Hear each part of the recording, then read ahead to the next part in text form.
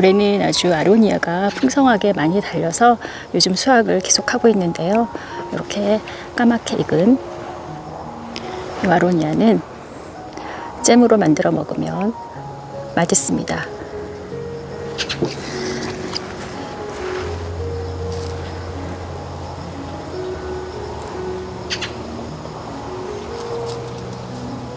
이 아로니아도 키우기가 수월하면서 병충해도 별로 없고 이렇게 열매를 수확해서 먹을 수 있는 그런 베리 종류인데요. 블루베리보다도 항산화 성분이 훨씬 많아서 몸에 아주 좋은 그런 베리입니다.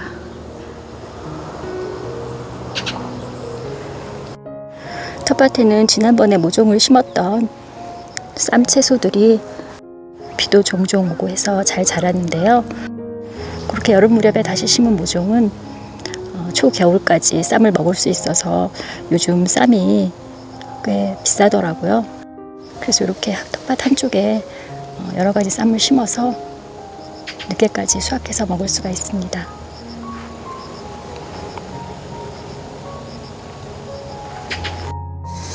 봄에 아주 가느다란 모종을 심었던 아스파라거스는 여름에 이렇게 아주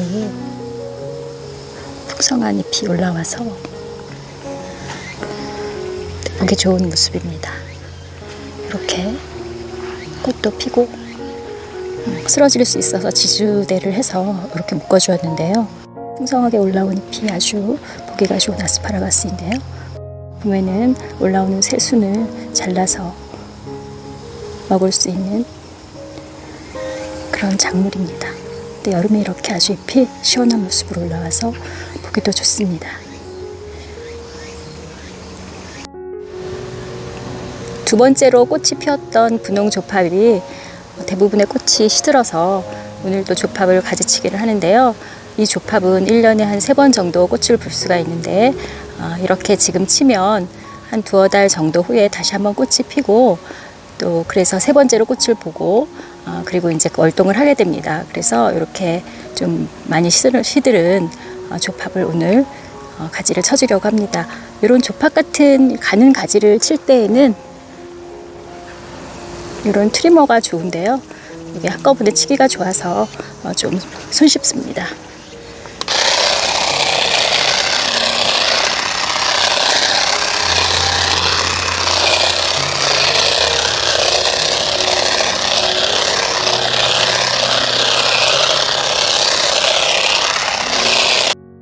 가지를 많이 쳐서 깔끔하게 정리를 했고요. 이렇게 해서 또 한 2-달 정도 싹이 올라오고 나서 꽃이 피기 때문에 한 번 더 꽃을 보고 제 월동에 들어갑니다.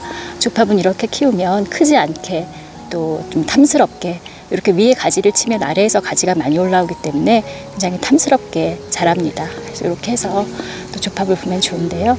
이렇게 2번째 조팝 가지치기를 했습니다. 또 이런 트리머를 사용하면 빠르고 손쉽게 또 내가 원하는 그런 모양으로 가지를 자를 수가 있어서 좋습니다. 무척 덥고 습하지만 또 이런 날 잘 피어있는 꽃들이 정원에 곳곳에 있죠. 그래서 이렇게 또 예쁜 모습인데요. 이 동자꽃은 여름 내내 아주 예쁘게 잘 핍니다. 아주 햇볕보다는 살짝 그늘진 곳에 심어 놓으면 이렇게 계속 꽃이 예쁘게 피어주는데요. 아주 예쁜 야생화입니다. 이렇게 요즘엔 종이꽃들도 예쁘게 핍니다. 이 종이꽃은 노지 활동은 되지 않지만 봄에 씨를 뿌리면 싹도 잘 올라오고 또 그 싹이 자라서 이렇게 여름 무렵에 꽃이 피는데요. 여러 가지 색깔이 있는데 이렇게 노란색의 종이꽃이 먼저 피었습니다. 참 기특한 옥시 페탈론인데요. 봄부터 가을까지 꽃이 이렇게 예쁘게 계속 핍니다. 이런 더위에도 아주 화사하게 피어 있고 노지 월동이 되지 않아서 그게 좀 아쉬운데 꽃은 오랫동안 아주 예쁘게 피어 있어서 이거는 겨울 동안에 보관을 해서 키워보려고 올해 들였는데요. 아주 예쁘게 꽃이 계속 피고 있습니다. 이렇게 색이 예쁜 아게라텀도 옥시페탈럼과 마찬가지로 월동이 되지 않는 아쉬운 점이 좀 있긴 하지만 여름에 이렇게 잘 피어 있고 가을까지도 잘 피어 있고 그래서 오랫동안 꽃을 볼 수 있어서 정원에서 아주 볼만한 꽃인데요. 이 아게라토미 또 보니까 이렇게 가지가 뻗으면서 뿌리를 또 내리네요. 그래서 마치 지피식물처럼 땅을 덮으면서 그렇게 자라는 그런 습성이 있는 것 같습니다.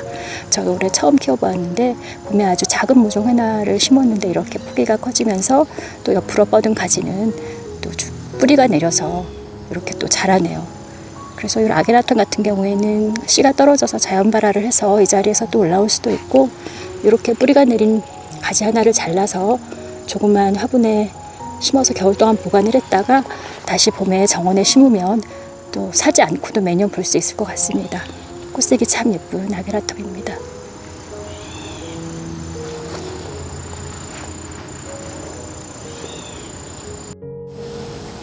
오늘은 또 이렇게 큰 제비고깔이 예쁘게 피었습니다.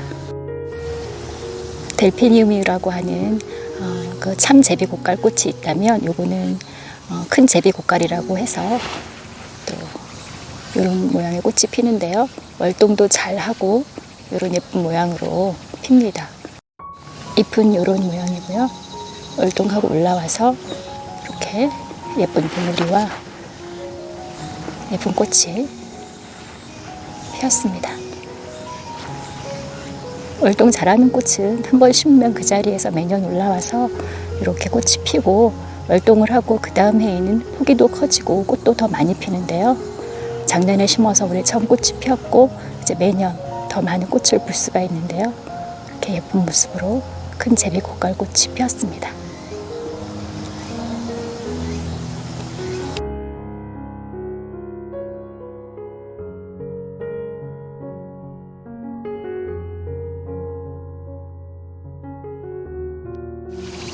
습하고 무더운 날엔 정원의 꽃들도 많이 힘들어하고 또 꽃이 예쁘게 피어있지 않은데요. 이렇게 그늘에 심어놓은 뉴질랜드 엠초는 꽃이 끊임없이 핍니다. 봉우리도 많이 올라오고 지금 또 꽃이 이렇게 피어있는데요. 아주 기특한 요즘에 아주 보기 좋은 꽃입니다. 뒤에 봉우리도 또 올라오고 있고요.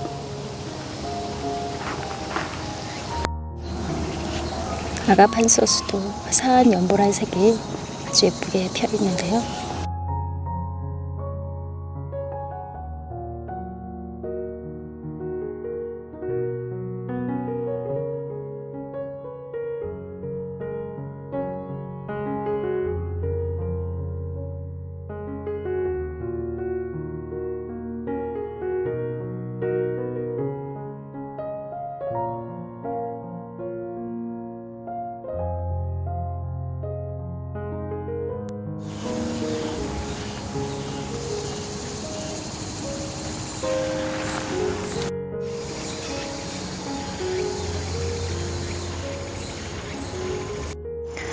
연꽃이 지고 열매가 이렇게 잘 익어가고 있고요.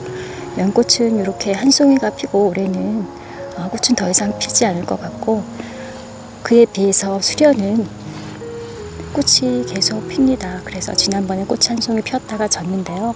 이렇게 또 봉우리 하나가 올라오고 있습니다.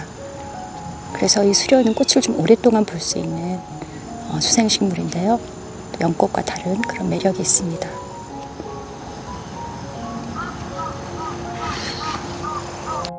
습하고 더운 여름에는 정원의 꽃도 좀 줄어들죠.